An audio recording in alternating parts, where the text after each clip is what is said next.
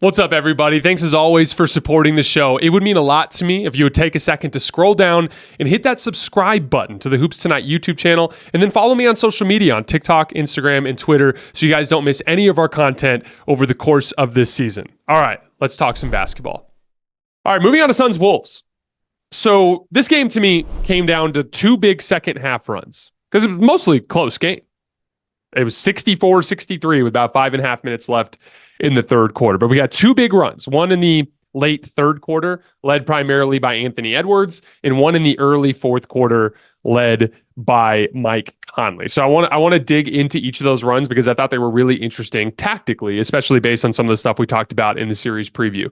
So it was 64-63 with 5.5 minutes left in the third. They get up to 70-63 with some free throws, and then Anthony Edwards hits that super nasty sidestep pull-up jump shot over Kevin Durant, the long two there on the left wing, right? So it's 70-63. Then Drew Eubanks checks into the game. And what do we talk about is the coverage that the Suns are using in this series when Eubanks is on the floor, right? Everything with Ant is more aggressive. It's Nurkic at the level of the screen, and with Eubanks in particular, they're doing an even more aggressive version of that, which is a hedge. They're actually having him literally lunge out and cut off the driving lane before he recovers into the lane. So in a weird way, the high drop is a little bit more of a, like what Nurkic is doing, the high drop is a little bit more of like a windshield wiper type of rotation where the low man is making a read based on how high Nurkic needs to go out, and it's not quite as aggressive of a coverage.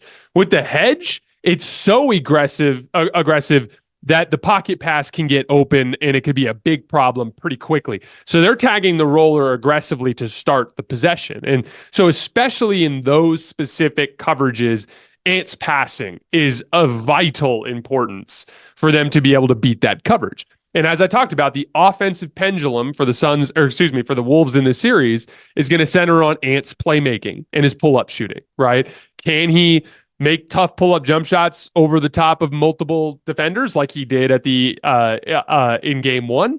Or can he beat the coverage with the pass?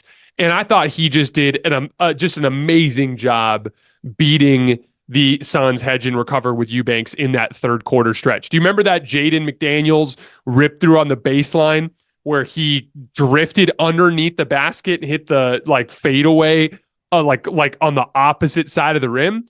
That literally started with a hedge and recover that Ant beat with the skip pass. It was his read. He generated a 3-on-2 defensively, or 2-on-3, I should say, and he created a 3-on-2 on the weak side, and Jaden beat Kevin Durant on a closeout that was created by Ant's pass.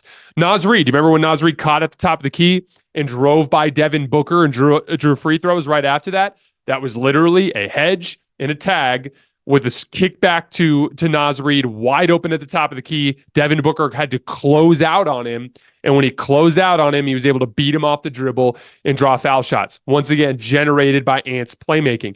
Nickeil Alexander-Walker's corner three in the left corner. Devin Booker, if I remember, I think Devin was the guy guarding Nickeil on that play. Devin Booker was way up, digging down into a driving lane in addition to the hedge and recover. It was like they were defending it like 4-on-2. And Ant just, instead of trying to force the action, just made the swing pass to Nickeil Alexander-Walker in the left corner, and he knocked down the three. They were all reads by Anthony Edwards. And again, it's just, we talked about the game plan coming into this series.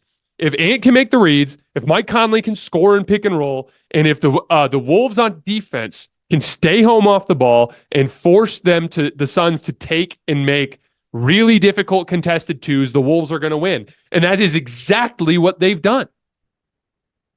But if Mike Conley can't score and pick and roll, if Ant can't make the reads and makes a bunch of bad decisions on the ball, and defensively they end up in rotation, the Suns are going to win. And we'll see if that pendulum swings back towards Phoenix when we get to Phoenix in game 3. And honestly, I'm genuinely curious to see how this all goes with how bad the home teams have dominated so far through the first 4 days of the playoffs. Really curious to see if that shifts when we get into these game 3s. But so far, Minnesota has won that battle. So Ant's playmaking in the third, let's move on to the fourth quarter. So in the fourth quarter, it was Mike Conley that went to work as a playmaker. But before we get into this, I want to go back in time for a minute to the second quarter. Because remember, the base coverage for Phoenix When it comes to Conley, was very different than their coverage for Anthony Edwards. Anthony Edwards is high drop with Nurkic with a tag, and it's a hedge with Eubanks with a tag, right? With Conley, they're trying to bait him into being a scorer and try to stay home off the ball. So they were having Nurkic sit way back in a deep drop, and they're just chasing him over the top of the screen. Well, in that second quarter, Mike Conley went on a hell of a scoring run in that against that coverage in his two-man game with Rudy Gobert, who, by the way, he has a bunch of chemistry with from their time together in Utah, and obviously a year and a half that they spent playing together now. Started off with a couple of floaters, and a really difficult left-handed floater getting downhill to start that run in the second quarter. Then he hit another floater. That one was a little bit easier. There was an off-ball flare screen from Gobert on the right corner where Conley got a wide-open corner three. Remember, off-ball coverages actually have very similar principles to on-ball coverages. So in an on-ball drop coverage, right, Conley has the ball, guys chasing him over the top. Nurkic is sitting way back and basically waiting for him and containing both the roll man and the ball handler, right? That's exactly what happens in an off-ball screen. The difference is the ball is just in a passer at the top of the key. So passer at the top of the key, let's say Conley is on the right wing and Gobert sets a flare screen to him in the corner. Nurkic is in the exact same coverage. He's dropping to the short corner, and he's waiting for Conley to try to score between him. And if the screener slips, Gobert slips, Nurkic is there to handle both of them. So even though it was an off-ball play, it's more or less the same coverage. It's just set up in an off-ball configuration. Conley sinks that three in the corner. Then he hits a pull-up three on the right wing. Gobert screen, Grayson Allen dies on the screen, Conley comes off of it, bam, hits that pull-up, patented pull-up three that he's been hitting his entire career, right, on the right wing. Then he hits this like ridiculous up and under left-handed scoop shot. So he literally had 12 points as a scorer in that second quarter run, and all of them were against the deep drop coverage. Now, here's where it gets interesting. He did not make a field goal in the third quarter.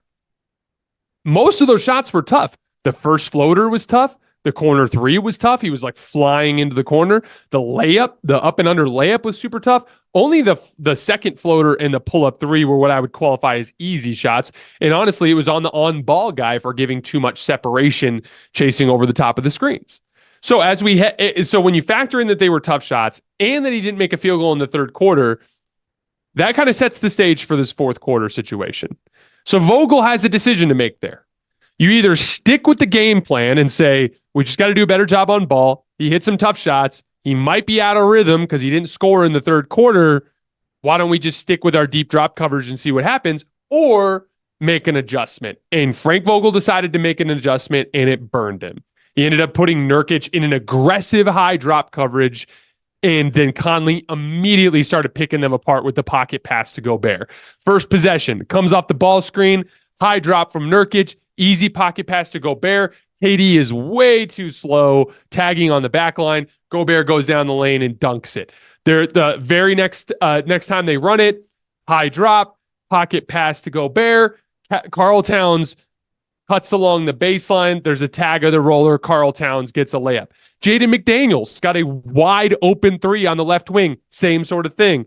High drop, pocket pass to Gobert, tag the roller, kick out to Jaden McDaniels on the left wing. He happened to miss that one, but as everyone was closing out at him, there was a long rebound to the right side of the floor, and Conley was standing there by himself, caught it in the right corner, and made the three that really was the dagger of this game and put the Wolves up 13, and they never looked back.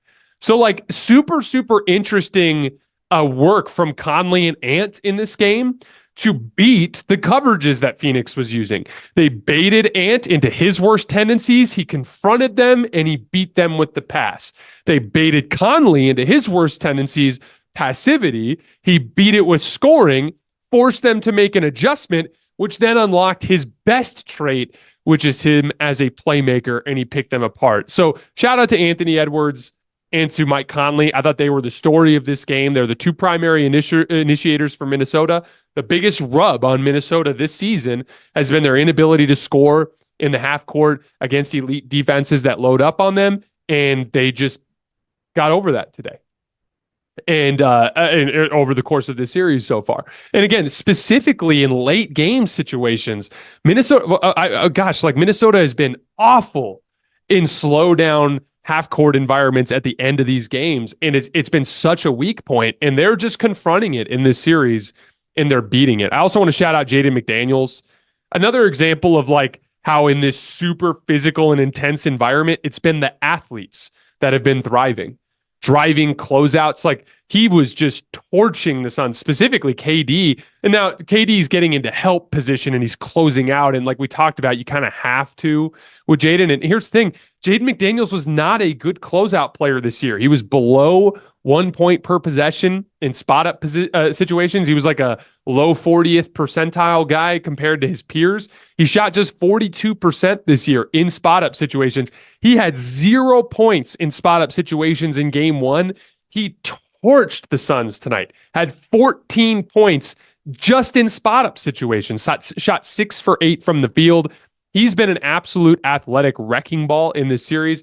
It's been one of the most interesting things that stood out to me through the first 4 days of the postseason. The real athletes have thrived, and the thin finesse players have really struggled. And I find that super interesting as the league kind of shifts towards a more physical environment. On the Suns front, they just really struggled to handle the physicality. They had 20 more turnovers tonight. They just start to get tired and then they get sloppy. They're up to 35 turnovers for the series. Their stars can't score efficiently in this environment, and they're still really struggling to get the defense in rotation. They have 68 made field goals so far in this series. They've only gotten assists on 35 of them. That's a 51% assist percentage. And remember, this team was 66% in assist percentage post All-Star break. It was one of the defining characteristics of them kind of achieving some of the high highs that they achieved down the stretch of the season. They're also just not generating any catch and shoot looks. Post All-Star break, they were generating 27 catch and shoot jump shots per game. That was the 12th most in the league. Very unlike the Phoenix team that we saw last year. So far in this series, total, they've generated 19 catch and shoot jump shots, just 9.5 per game. Or another way of looking at it, 1/3 as many catch and shoot jump shot attempts as they were getting per game over the last chunk of the season post All-Star break. It is a major problem for them in this series. And it goes beyond the assist percentage. They're just not scoring. They're at a 98.9 offensive rating so far through 2 games. They were a top 10 offense in the regular season. Now, there's 3 things that I want to call attention to that are causing those problems. They're struggling to handle the physicality on drives. When they start to get downhill in the hands and everyone starts grabbing, they're falling over, they're losing their balance, they're not getting lift, they're losing control of the basketball. 2, they're turning the basketball over. Fatigue leading to sloppiness, and you'll see this in the film session. I have 20 clips that I'm going to show you guys in a film session tomorrow that kind of goes over some of these concepts. But they get tired and they make some really sloppy turnovers. Devin Booker had 2 really bad ones in the second half. Just threw the ball out of bounds on a swing pass to Bradley Beal. Tried to make a high post entry and just threw the ball right into Nickeil Alexander-Walker's hands. That's not Devin Booker not being able to handle ball pressure. He's tired. And when he's tired, he's getting sloppy. And like, here's the thing. In physical games, the stronger team is usually the team that holds up better in terms of fatigue. And the Suns are just not the stronger team in this matchup. So, but by far the biggest problem they're having is they're just missing too many reads. And there's literally so many examples. And I'm going to, like I said, in the film session tomorrow, I'm going to give you guys a bunch of those examples. But I'm going to give you guys 3 examples tonight to just explain what I'm talking about. And these are all just in the first half. So there was a KD Grayson Allen ghost screen at the top of the key. KD has the ball. He's kind of like top of the key area. Grayson Allen standing on the right wing. Grayson Allen is being guarded by Mike Conley. Kevin Durant's being guarded by Karl Towns. The Grayson Allen runs over to the right side of Kevin Durant to set a ball screen. When he does, we know what happens next, right? Conley hedges because he doesn't want to give up the drive to Kevin Durant, right? Because if he stays glued up to Grayson and he screens Cat, KD's just going to drive right around into the right-hand side to get to the rim. So the hedge, Mike Conley lunges out to cut off the drive, right? Grayson Allen slips it, goes to the left wing on the 3-point line. He's wide open. KD throws him the pass. Mike Conley is closing out to his right-hand side. There is a baked-in driving lane. If he just catches and rips to the left, he has a baked-in driving lane that is almost certainly going to draw in another defender and is going to generate a closeout opportunity for Devin Booker or Bradley Beal. And those guys operating with a closeout are going to be hyper-efficient, not the inefficient scorers that they've been in this game. So what happens? Do you guys remember in game one where where Grayson Allen pump faked and got Jaden McDaniels off the floor, and instead of driving it, he just threw it back to KD? Did the exact same thing tonight. Has the catch, could rack left and draw the next defender. Instead, he just throws it right back to KD. And Karl Towns is right there. And now it's a straight static ISO against Karl Towns, and KD drives on him and has to settle for a really difficult, tough contested two that he misses. Why'd you even run the ghost screen? The whole purpose of the ghost screen is to generate the closeout opportunity for Grayson so that he can further the advantage for the next guy. That's why you run the action, and you bailed on it and gave up the advantage. It makes literally no sense. You turned an action for a closeout into a tough contested two in ISO. The next one, Bradley Beal runs a double stagger. Yusuf Nurkic sets the first screen. Royce O'Neal sets the second screen. On the first screen, Nurkic rolls. Bradley Beal turns the corner and goes downhill. On the second screen, Royce O'Neal pops to the top of the key. All three Wolves go with Nurkic and Bradley Beal. Royce O'Neal is standing wide open at the top of the key. Bradley Beal's not even getting ball pressured at this point. All he has to do is whip it back over his shoulder to Royce O'Neal. He's either shooting a catch-and-shoot three or someone's closing out at him, and he can either make an extra pass or drive the closeout to operate in an advantage situation where he can generate another closeout opportunity for Devin Booker or Bradley Beal. Instead, Bradley Beal looks off Royce O'Neal, drags the pick and roll way down to the baseline, peels Gobert off in a switch, and then attacks Gobert in a switch and settles for an impossible step through like floater shot that has like almost no chance of going in, and he misses it. That's just bad process. And then lastly, later on in the first half, they run a guard screen with Royce O'Neal that gets Monty Morris switched on to Devin Booker. Devin Booker's thinking, okay, I have a size advantage. I'm going to post him up. Like that. Backs him down, gets into the lane. We start to set up a situation where the Wolves zone up on the backside. So Bradley Beal clears out and goes to the right corner. His man is Anthony Edwards. Anthony Edwards completely ignores Bradley Beal and literally goes and stands right underneath the basket. Okay? So now Drew Eubanks sets what's called a pin-in flare on, I believe, Gobert on the baseline. It was Gobert, I think it was Karl Towns actually at this point. The pin-in flare, again, is all he's doing is making it so that if Devin Booker decides to throw that skip pass to Bradley Beal, who's wide open in the corner, if Cat tries to close out, Eubanks is there to screen him. Eubanks is literally set up. He's positioned himself right between Cat and Bradley Beal in the corner. It's cleanly set up to generate a wide open catch and shoot three for Bradley Beal, who's been deadly in catch and shoot 3-point situations all season long. And instead of making the pass, and you can literally see on the video a clear window for the pass, instead of making the pass, Devin Booker settled for quality shot for Booker, I guess, but in a super physical game like this where they can't make shots, it's a much lower percentage, much lower value shot. Takes a left shoulder fade over Monty Morris and misses it. And again, I'm not saying you don't take those shots. You work on those shots for a reason. They serve a very important purpose in basketball games for rescue possessions, coverage beaters, and late game situations. There's a reason why you work on those shots. But what made the Suns a great team down the stretch of the season was advantage basketball. Getting guys into advantage situations because they're way more efficient attacking a closeout versus attacking a set defender. And they've played directly into Minnesota's hands in this series. And again, you guys are going to see the examples when we get into the film tomorrow. But like, I was watching that today and I'm like, what are you guys doing? Like, you're losing sight of exactly what made you great, and you're playing into the lesser version of yourself, and you're allowing a team in Minnesota that has some weaknesses that you can attack to play to their strengths, and now you're down 2-0, and you haven't had a decent chance to win either of these games. Suns are in some real trouble, and they're going to have to flip that dynamic when they get home, and it all starts with decision-making from their stars.